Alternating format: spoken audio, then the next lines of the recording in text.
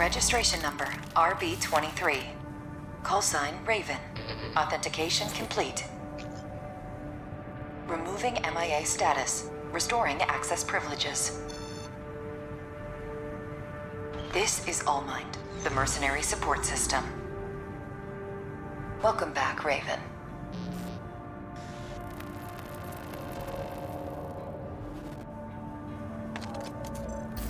Looks like you passed the authentication. Raven, that's who you are now, here on Rubicon. I've picked up some work for you already. Take a look, 621.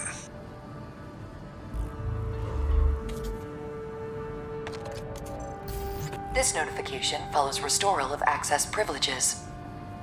Allmind provides a combat training simulator to support its mercenaries. Your license was in a suspended state. Perhaps you may need a refresher. As an added incentive, completion of the exercises will be rewarded with AC parts. You stand to benefit regardless.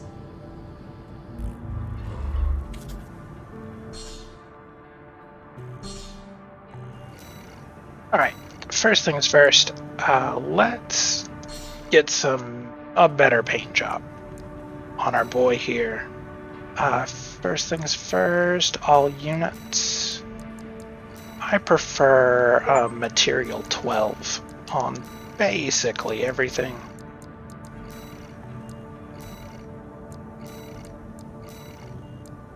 Joint pieces, though. Those could be a 24. I like white for the majority of device colors. Oh, all units would be quicker. Let's do... Orange is alright, I guess. Let's do like a pinkish glow for the weapon points. Yeah, there we go.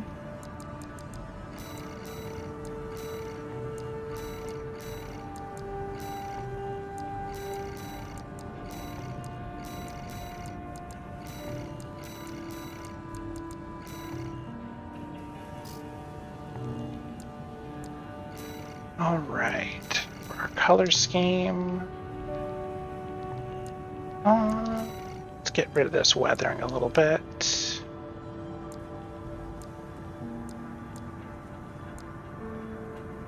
Yeah, let's just go with the clean AC. This gray works out just fine. Let's go for a slightly different sub color. What have we got in presets?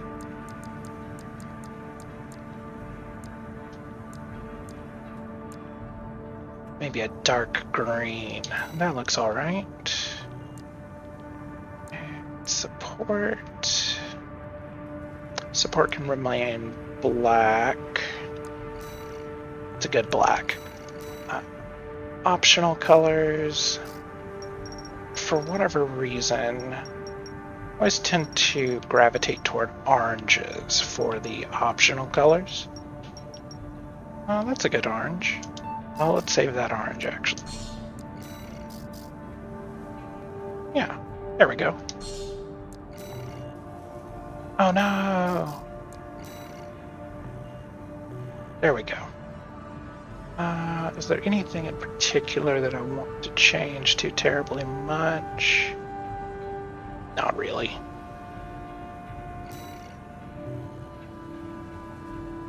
Oh, let's put our emblem on the left shoulder.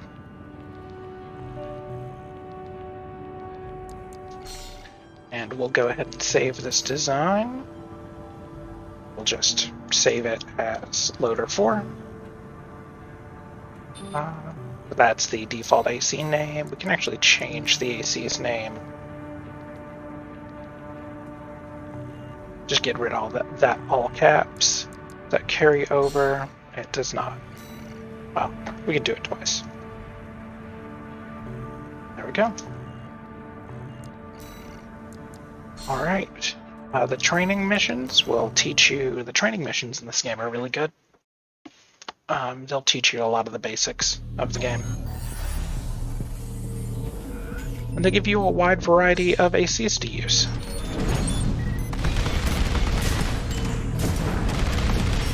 Generally, they give you a wide variety of weapons as well.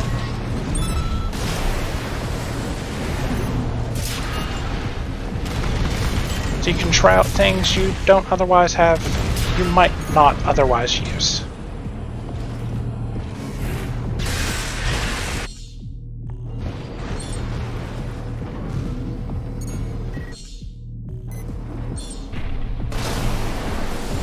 Got some dual missiles here.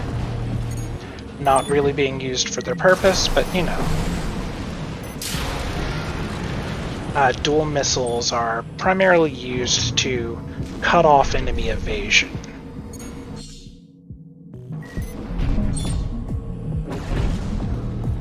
Their sword, we can do a 2-hit combo.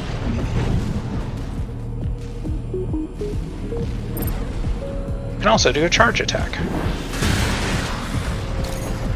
Personally, I prefer the combos in almost every situation for every melee weapon in the game.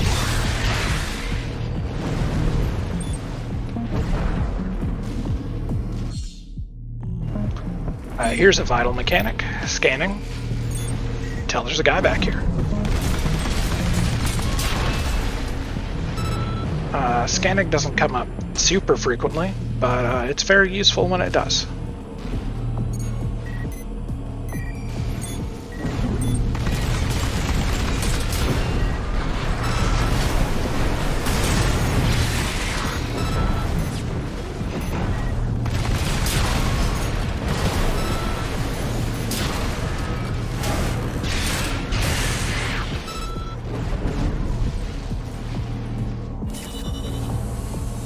Alright, training complete.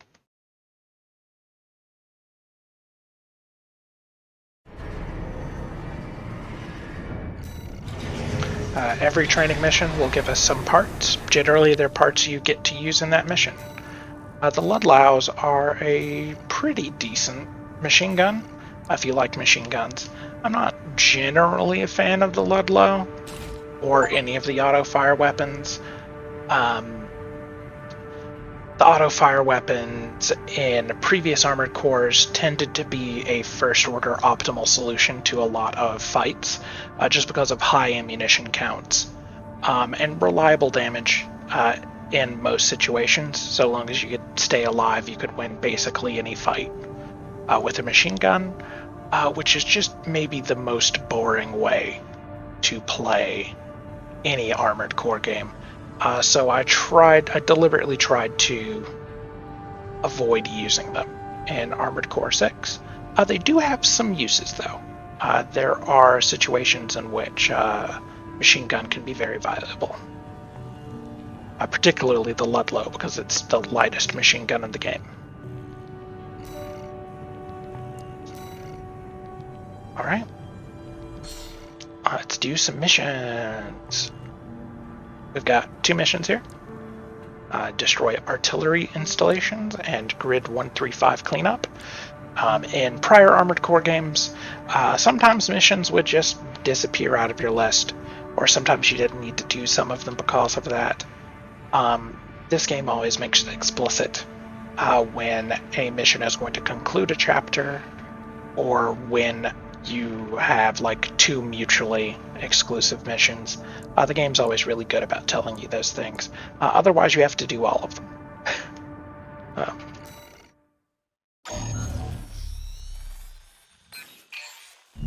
Got a job for you, 621. This is an open call from the Balaam Group, one of the corporate forces occupying Rubicon. Attention all independent mercenaries! This request comes from our affiliate, Dafeng. The Rubicon Liberation Front has deployed Baus artillery throughout the contaminated city. The city itself has no strategic value, but we cannot allow them to hinder expansion of the Coral Survey. Show us your ambition. Destroy the Liberation Front's artillery. Bonus pay will be awarded for destroying their MTs. want the enemy weakened. Consider it an opportunity to prove yourself. Impress those mercenaries!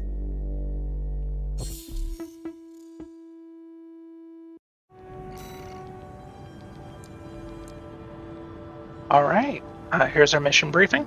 I mentioned before that ammo limits were a big concern in prior Armored Cores. Well, I didn't directly mention it, but there are a lot of weapons that you simply did not have enough ammunition to complete missions with in prior Armored Cores. In Armored Core 6, it's never really a problem. The client doesn't care who does this job, as long as it gets done.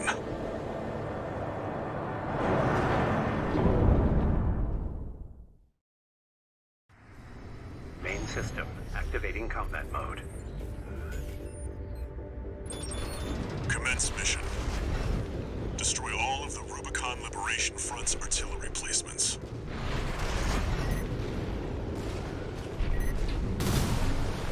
We're going to be doing a lot of fighting the Rubicon Liberation Front.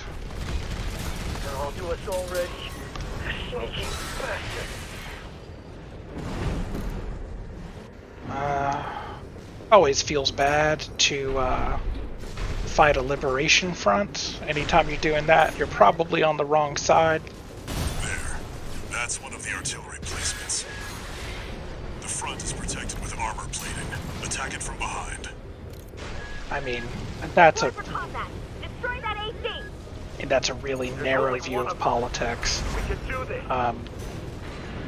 But in this game, I generally do believe that Rubicon Liberation Front, generally good people. We're clear here. Move on to the next site, 621. Here's the thing, though. You do have to have a certain amount of political and military power to be able to employ a weapon like a giant robot. Which means anyone with a top-of-the-line giant robot, probably not working for good people. You're up against mass-produced MTs. Eliminate them as necessary. Enemy attack! They're after the artillery! Strike back!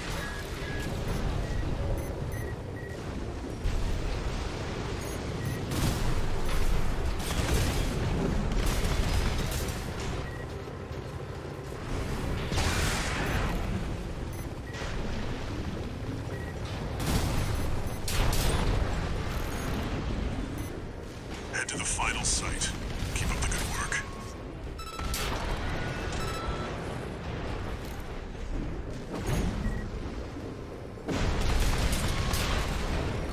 Do kind of want to take out minor enemies in missions because in most missions you'll get a bonus for defeating enemies.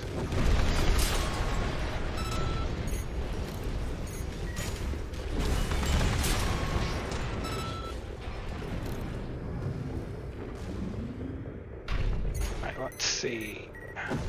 Oh, got some minor MTs over here.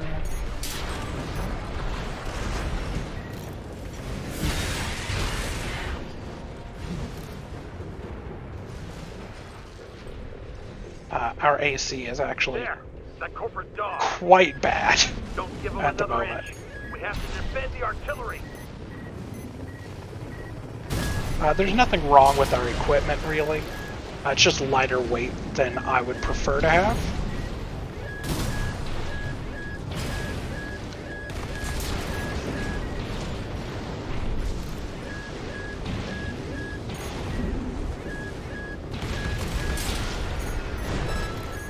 Clear out the artillery here and our work is over. Whoops. Fire! Surround that AC! Show that interloper what makes the Liberation Front strong. Voice and act, we stand as one!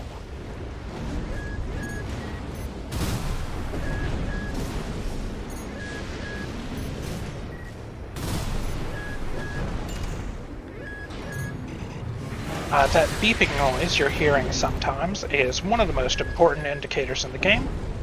And it means, hey, something is shooting at you that you don't want to get hit by.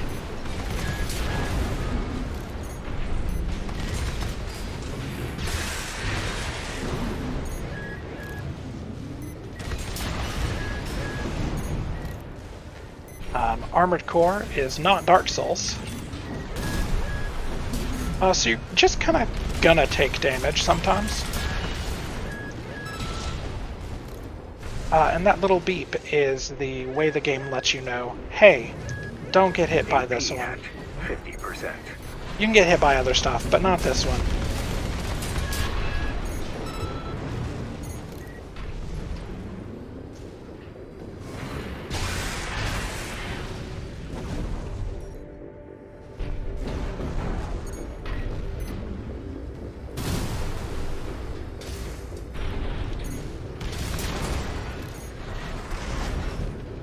And we're done. Confirmed. All targets destroyed. That's it for this job, 621. Return to base.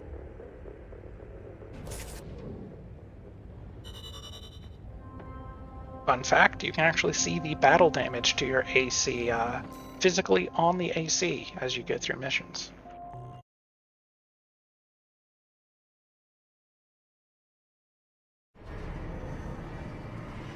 It's purely cosmetic, though.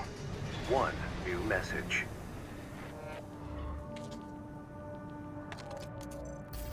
This is a notification from Allmind, the mercenary support system. Registration number RB23, call sign Raven. Your return to mercenary activities has been acknowledged.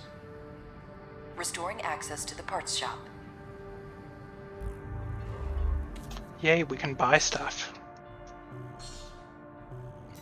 And we've got a new training course. Combat Fundamentals. I believe this is going to get us a Curtis. And the Curtis will be our friend for a while. It's a very cool AC you get in this mission. And yeah, it does indeed have a Curtis equipped. The Curtis does this.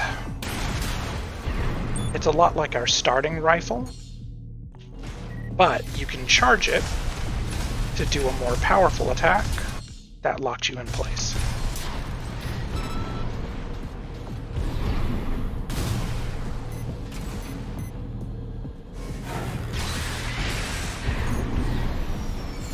It deals a ton of damage and also staggers enemies really reliably. Particularly MTs.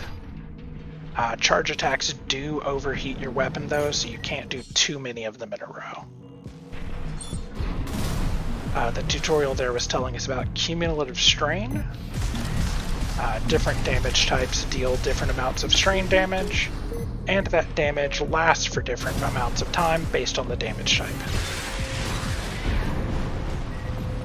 Generally, kinetic weapons deal the most stagger damage in my experience, and explosive damage have stagger damage that lasts the longest.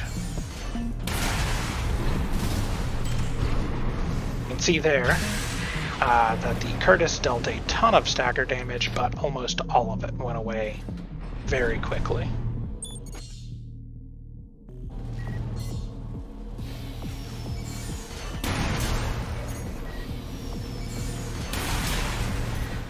$641 damage there.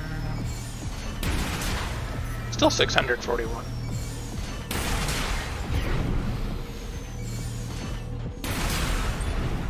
Unaware enemies take more stagger damage. Giving you the Curtis for this mission, maybe not the best choice for that, demonstrating that, just because the Curtis can kill these MTs in one shot anyway. We've got a shield.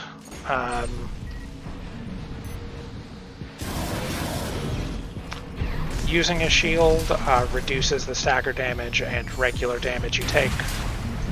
If you time it really well, there's an initial guard period where you take less damage.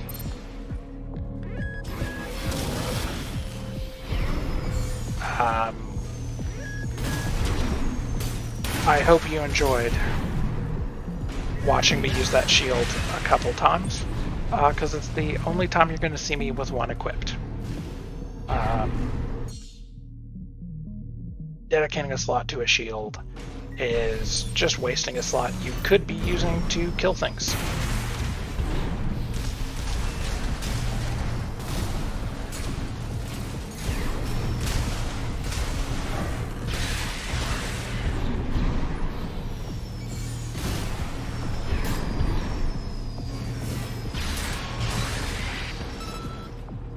You can cancel a charge by pressing the triangle button.